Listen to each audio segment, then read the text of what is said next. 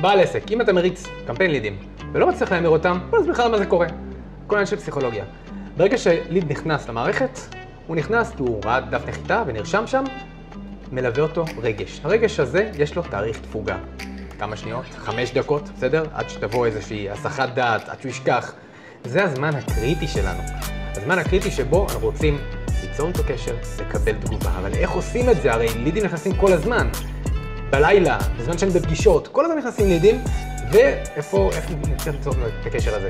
ולכן, בנינו את אינגייג'ר. אינגייג'ר הוא מערכת שברגע שנכנס אליך ליד, דף נחיתה, הוא מקבל מיד הודעה, מהטלפון שלך, מהוואטסאפ שלך, הוא מקבל הודעה, והוא גם מגיב אליה באחוזים מאוד מאוד גבוהים.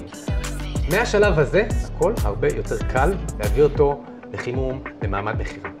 נסו את אינגייג'ר, זה בחינם. בהצלחה.